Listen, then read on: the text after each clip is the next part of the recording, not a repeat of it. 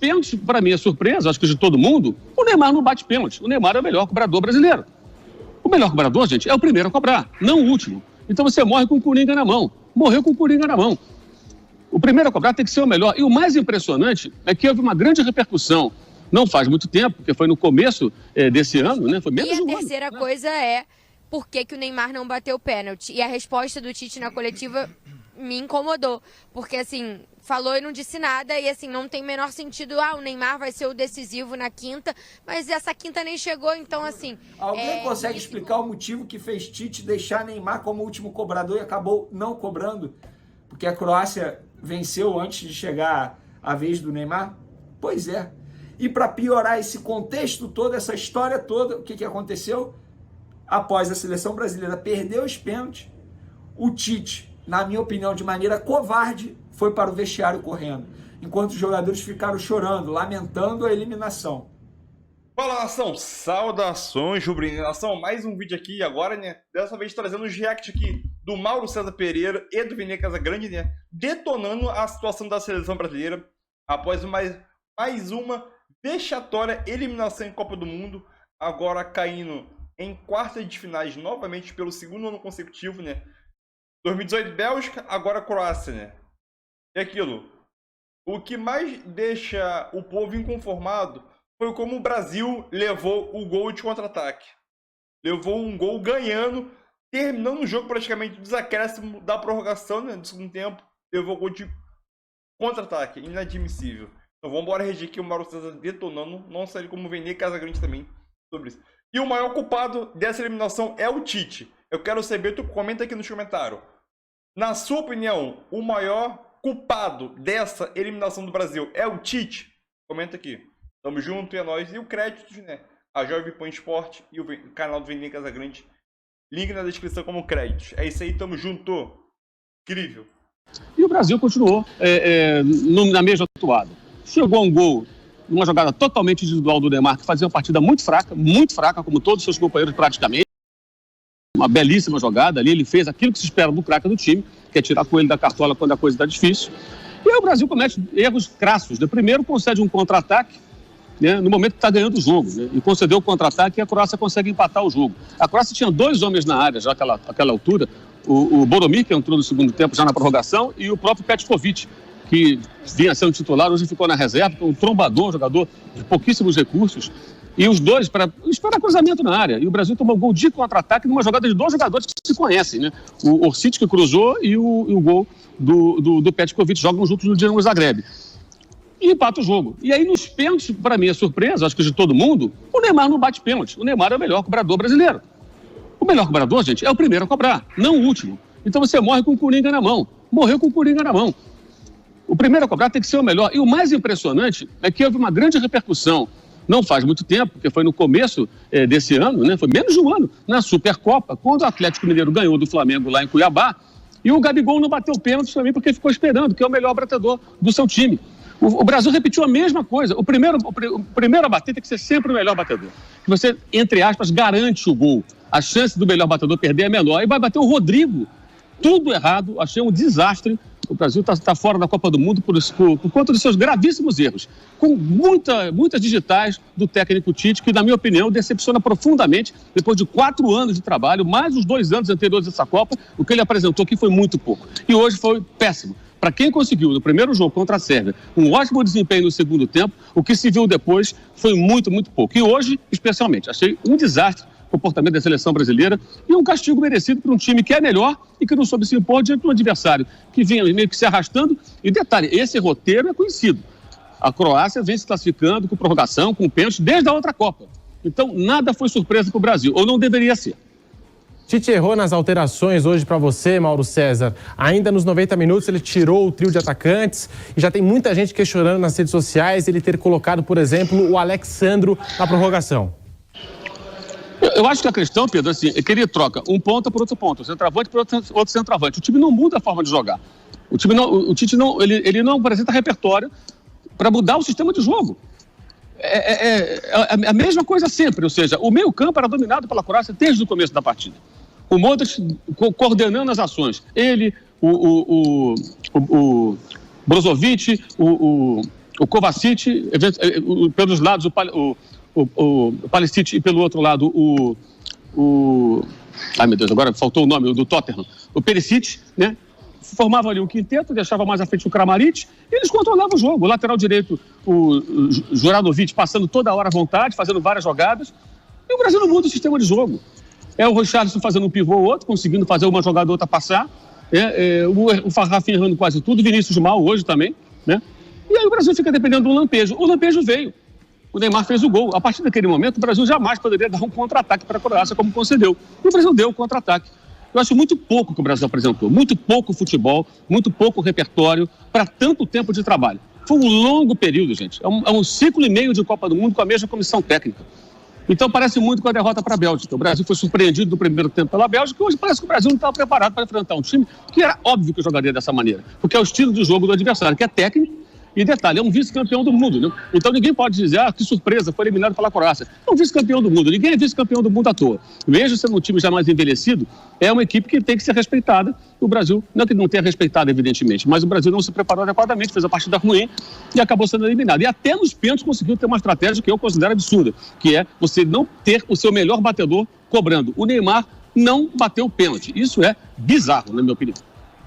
Pilhado também está no estádio Cidade da Educação. E aí, Pilhado, o que aconteceu com o Brasil fora da Copa do Mundo?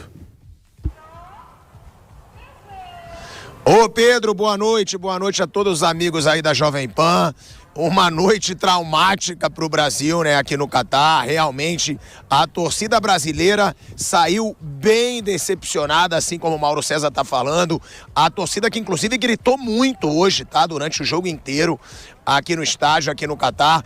Agora, eu reforço tudo que o Mauro diz, mas principalmente essa situação de levar um contra-ataque faltando 4 minutos para o fim de uma partida na prorrogação. Um time experiente como o time do Brasil não pode não segurar a bola, não pode levar um contra-ataque faltando 4 minutos para o jogo acabar de uma prorrogação. É o momento de você ficar mais atrás, de você segurar o jogo. O Tite, inclusive, ele fez substituições para retrancar um pouco o time. No fim ali do segundo tempo, da prorrogação. Então, foi assim, inadmissível e inexplicável você levar um gol de contra-ataque. Se fosse um gol de bola aérea, a Croácia tentando e o Brasil mais retrancado para não sofrer o gol, mas não, foi um lance de contra-ataque. Tinha uma avenida para o jogador croata, faltando 4 minutos de uma prorrogação. Isso eu achei um erro assim inadmissível, um erro inexplicável. E também concordo com o Mauro com essa situação do futebol apresentado pela seleção brasileira. No primeiro tempo foi muito mal, no segundo eu até acho que teve mais chances. Porém, eu não esperava algo tão diferente contra essa Croácia pelo que a gente viu na Copa passada. Eu acho que às vezes falta para o Brasil ter mais coragem contra adversários que jogam retrancados, tentar mais jogadas. A gente viu um Brasil anulado pela defesa da Croácia no primeiro tempo, que por sinal marcou muito bem, tanto na frente, né, dificultando a saída de bola da defesa brasileira, quanto atrás.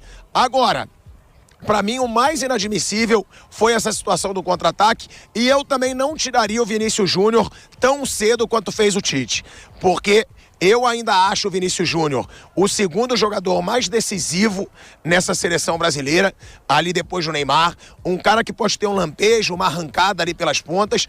Eu não tiraria o Vinícius Júnior tão cedo, até porque ele é muito forte fisicamente, não é um jogador que sente tanto cansaço. Eu manteria o Vinícius Júnior um pouquinho mais e também chamar a atenção que o Brasil perdeu algumas chances claras de gol. O próprio Richarlison fez bem o pivô pro Neymar numa situação ali no primeiro tempo. No segundo, o Lucas Paquetá perdeu 2 chances bem claras de gol. Uma que ele trombou com o zagueiro, a bola sobrou e ele chutou para fora, e a outra que o Rodrigo rolou e ele teve tempo para olhar, finalizar de primeira e ele acabou chutando no meio do gol. Eu acho que num jogo como esse não pode também se perder tantas chances claras quanto aconteceu. Então, mais uma decepção da seleção brasileira e, na minha opinião, mais uma eliminação para uma seleção que pode até ter chegado numa final de Copa do Mundo, mas que não tem peso de camisa.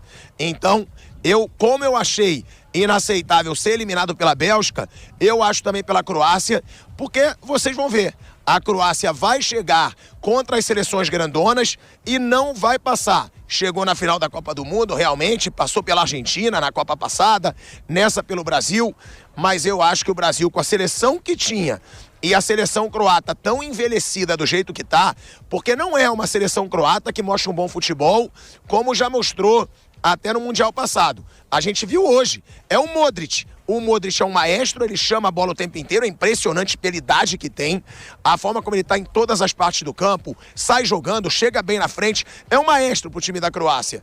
Mas eu não acho um time que essa seleção brasileira, com os jogadores que tem, poderia ser eliminada de uma Copa do Mundo. Mais uma vez o Brasil eliminado por uma seleção que, na minha opinião, não tem peso de camisa, não tem tradição em Copa do Mundo. Então, eu considero não um vexame, porque é a Croácia, mas eu acho bem feio o Brasil sair em mais uma quartas de final para uma seleção de muito menos peso do que a seleção brasileira.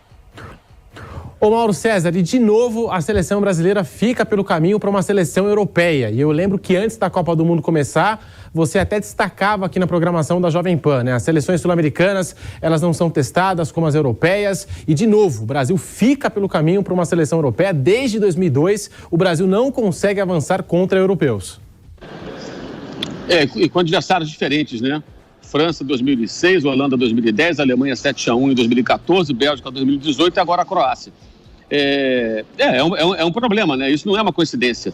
Eu acho que isso passa também pelo... Acho que está na hora da seleção brasileira olhar um pouquinho além fronteiras, na hora de pensar num trabalho sério de uma comissão técnica mais qualificada, que eu acho que o Brasil não tem. Não tem. Quem vai ser o técnico da seleção? Quais são as pessoas qualificadas? E olha que os embates aqui na Copa do Mundo são com técnicos do segundo, terceiro escalão daí para baixo. Os melhores técnicos do mundo estão nos maiores clubes de futebol mais ricos do planeta. E é impressionante, você com diferentes comissões técnicas, o Brasil sempre deixa a desejar. O Brasil tem jogadores para produzir muito mais do que produziu aqui. E aí vai sim na conta da comissão técnica, na conta do Tite, na conta dos dirigentes, porque não estão no nível necessário. É essa a conclusão que a gente chega. O Tite foi mais do mesmo, gente. Olha, eu tenho até muita paciência, eu espero, eu acredito no tempo de trabalho, acho que ele é um cara sério, muito esforçado, trabalhador, ele tem a sua capacidade, mas não para isso tudo. Não para a seleção brasileira, que é a minha constatação. É a constatação que eu chego. Tá? E acho até que, em alguns momentos, eu me arrependo de ter sido muito tolerante com o trabalho do Tite. Honestamente, como jornalista, como crítico. Acho que eu deveria ter sido mais crítico antes, depois de ver o que foi apresentado aqui. É muito pouco. É muito pouco para tanto tempo de trabalho, para tanto titez, para tanto tatiquez, para tanta coisa que se fala. Ele é uma ótima pessoa, um cara muito capaz e tudo mais, mas me parece que nesse nível não. Na Copa passada foi surpreendido pela Bélgica do Roberto Martínez, hoje pela Croácia, que estava Nós falamos isso quantas vezes, Pedro, nos programas aqui antes do jogo. Como que a Croácia vai jogar? Discutimos isso aqui longamente. Longamente nós todos aqui discutimos sobre isso. Como seria o comportamento do time croata, que era óbvio que ia jogar dessa maneira. E foi exatamente o que aconteceu. O Brasil parecia não estar preparado para enfrentar esse adversário. Essa é a sensação que fica. E com esses erros capitais, o gol de contra-ataque, o Neymar no bater pênalti na disputa final, que são, assim, inexplicáveis. Tomar um gol de contra-ataque como tomou é um negócio realmente que custa a crer. Para mim, quando o jogo estava 1-0, eu pensei, acabou. O Brasil não vai correr mais risco. Vai se defender, a Croácia vai despejar a bola na só uma jogada aleatória, como o Brasil só poderia ter feito o gol também, na minha opinião, ou numa jogada aleatória, ou no talento, que foi do talento do Neymar. Ele vinha jogando mal, mas naquela hora baixou ali o santo, ele resolveu o problema. Ali ele foi o Neymar que todo mundo espera ver em algum momento, mas não foi o bastante, né? Não foi o bastante porque muitos erros foram cometidos. E não foi só nesse jogo, né? O Brasil teve altos e baixos nessa Copa do Mundo e na hora da verdade, em que é preciso mostrar mais, não apresentou. Eu acho que dá para fazer muito mais com o material humano, com o técnico de seleção brasileira tem em mãos. E o Tite, infelizmente, para ele, para a seleção brasileira e para o torcedor da seleção brasileira, o Tite fracassou. É uma constatação. Uma noite histórica, né? Foi um dia de Copa histórico, tá? Para nós, uma história amarga, mas não deixa de ser um dia histórico. Eu tava conversando com o Mauro antes da gente entrar no ato. Eu tenho algumas questões sobre a eliminação do Brasil. Ponto 1, que a gente tá ficando velho. Sim. A minha geração, que cresceu até 94, entendendo que o Brasil nunca ia ganhar uma Copa, já eram 24 anos sem ganhar a Copa, desde 70, uma coisa muito longe. Ganhar uma Copa, pra minha geração, era uma coisa muito longe. Sim. Pô, 70, caramba, não vai ser nunca. Foi em 94. Na próxima Copa, o Brasil voltará a completar o mesmo jejum de 24 anos. Nossa. Então, assim, você olha para uma galera que tá aí, nós vimos o Brasil campeão em 94, em 2002, mas tem uma galera gigantesca aí que não viu e que tem 24 anos de jejum. 24 anos, passou assim, ó, em um pulo. E você tem essa dinâmica de... Eu não vejo aquele espírito de crise como tinha pós-90, né? Por exemplo, é uma eliminação completamente diferente. Mas eu acho que ela é a mais surpreendente, não a mais impactante, porque eu acho que a mais impactante eternamente vai ser o 7-1. Mas desde 66, o Brasil caiu numa fase de grupos, era o atual campeão do mundo, com circunstâncias, né? Ali era um grupo que tinha a Bulgária, a Hungria ainda com rabichos finais daquela Hungria de 54, ainda tinha grife, e o grande Portugal de todos os tempos até a geração Cristiano Ronaldo. Mas caiu na primeira fase. Em mata-mata, eu acho que de lá pra cá é a eliminação mais surpreendente da história da seleção brasileira. Porque todas as outras, ou foi pra alguém que tinha muita bola, por exemplo, a Bélgica, e que jogou muita bola. O caso do 7-1, né? Que foi doloroso. O Zidane em 2006 jogou demais. É grife. Mas aí tu cai pra uma grife. Tu cai pra uma campeã do mundo. Mas aí teve gente falando, e o Brasil em 82? Eu falei, gente, tu caiu pra Itália, pô.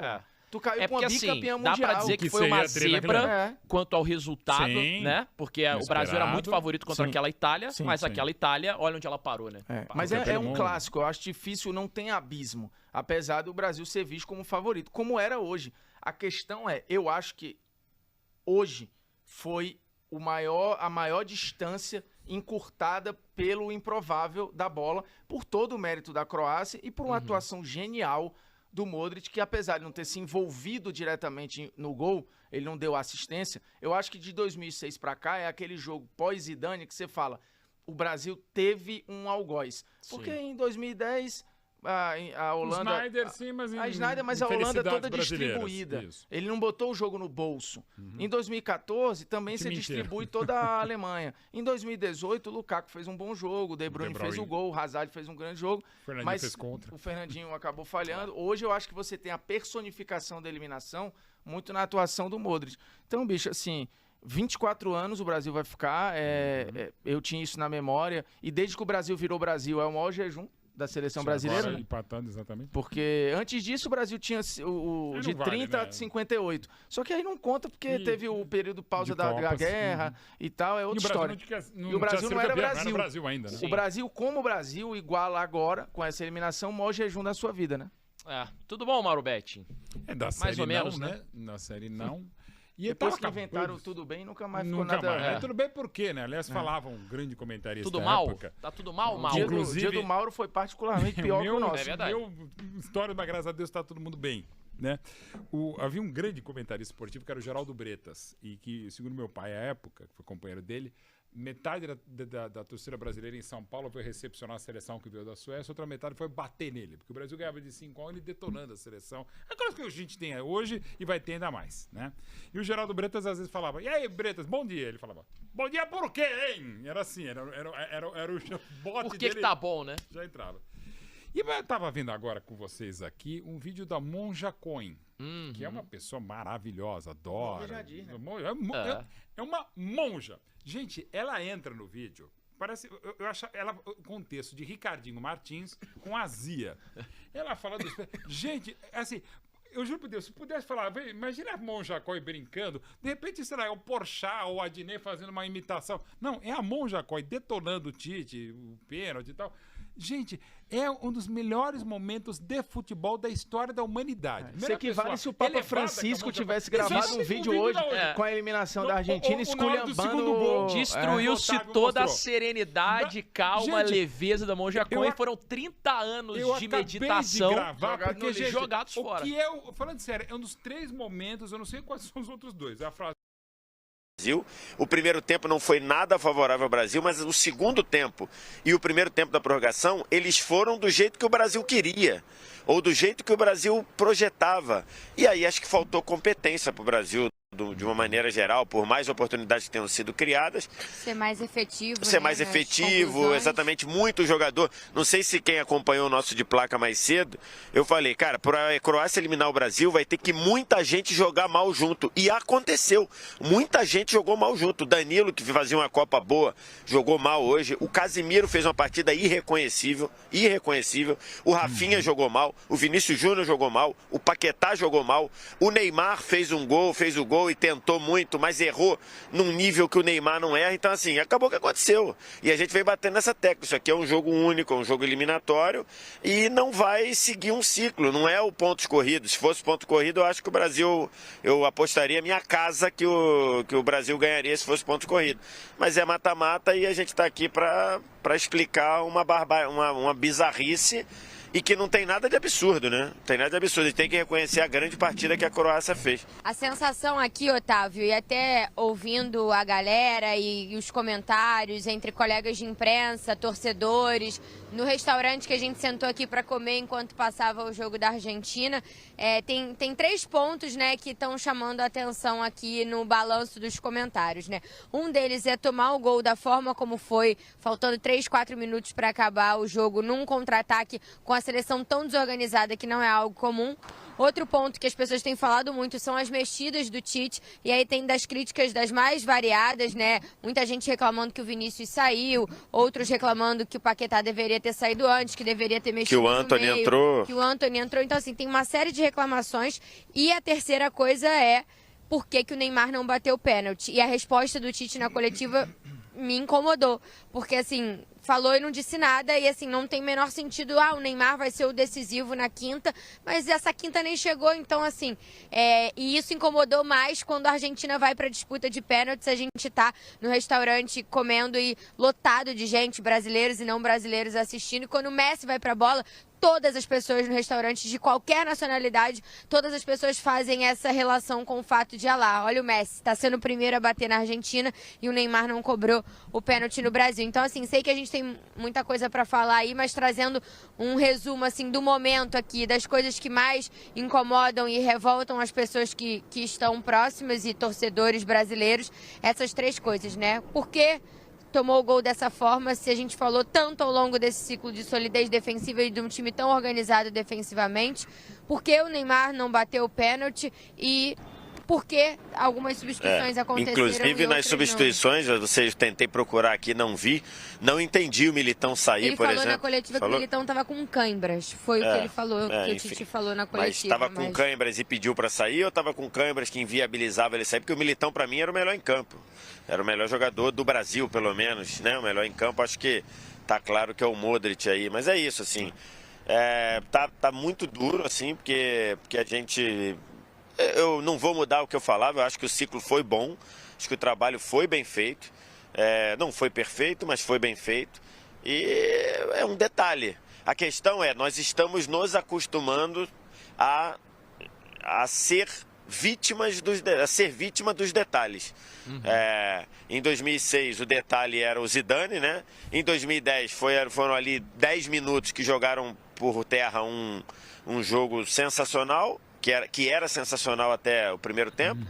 Em 2018, o detalhe de ter dormido meia hora e depois ter ido muito bem. E hoje o detalhe de um gol, assim, desculpa, o gol é bizarro. O gol é uma sucessão de bizarrice, a começar com o Casimiro, que dá um bote que não era para dar o bote. Já que ele subiu o bote, era para ter feito a falta. Mas eu ia ser expulso. Ok. Ok, ser expulso ou ser expulso. Porque ele não era para dar o... Não, só pra ser justo, eu acho que o Casemiro fez um jogo muito ruim, mas ele tenta fazer a falta, ele faz, o árbitro bota o apito na boca, ele ia dar e deu a vantagem. É porque eu acho que também, se ele não tivesse tomado o primeiro cartão, ele teria matado a jogada, entendeu? Ele foi pra fazer a falta, mas não fez pra matar. É isso que eu quero dizer. É isso que eu quero dizer. A bola escapole pra sequência. É isso que eu tô querendo dizer. Ele para o Modric. Mas ele não para o restante da bola. Olha só, mas, por exemplo, tem uma falta que tem uma falta no mesmo jogo, que é a falta do Marquinhos. Se ele faz a falta de primeira... O Marquinhos faz isso no próprio Modric. Ele vai e mata a jogada no contra-ataque. Só que a bola continua, o Modric cai. O árbitro bota o apito na boca pra dar a falta. Eu fiquei com a impressão, a minha impressão é a mesma do VSR, de que ele já todo o cenário, tudo que aconteceu durante o jogo deixa a dor ainda mais forte. E vou te falar, vai ser difícil esquecer, porque eu confesso para vocês que eu não lembro a última Copa que eu estava tão confiante para a seleção brasileira conquistar o título da Copa do Mundo. E infelizmente não foi dessa vez. Novamente a seleção brasileira cai para uma seleção europeia. Foi assim em 2006 contra a França, foi assim em 2010 contra a Holanda, foi assim em 2014 contra a Alemanha, foi assim em 2018 contra a Bélgica e agora diante da Croácia. E vou falar, sem medo de errar aqui, Tite, você é o culpado por essa eliminação. E eu vou explicar o porquê nesse vídeo aqui. Não é simplesmente dizer, o treinador é o culpado. Mas por que ele é o culpado? Eu vou dar as minhas justificativas e depois eu quero que vocês deem a opinião de vocês aí nos comentários, dizendo se concorda ou não. Antes de mais nada, então galera, vamos lá? Vamos começar? Eu escrevi lá no meu Twitter o seguinte, inclusive é um tweet que está viralizando forte, tem mais de 10 mil RT já. Eu escrevi o seguinte, essa eliminação está na conta do Tite. O treinador brasileiro errou em todas as decisões. Brasil fora da Copa do Mundo, novamente, após perder para uma seleção europeia. Vamos lá, o que eu quis dizer em todas as decisões? A começar pela convocação. Ele levou o Daniel Alves. E fico muito tranquilo aqui em criticar a ida do Daniel Alves, independentemente do desfecho da seleção brasileira na Copa do Mundo, porque eu sempre critiquei, eu sempre falei, respeito a história do Daniel Alves, mas não era para levar o Daniel Alves.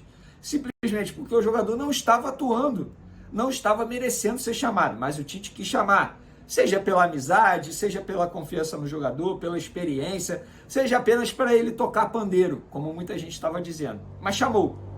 E tanto é que, nas quartas de final contra a Croácia, ficou comprovado que ele errou ao chamar Daniel Alves. Você sabe por quê?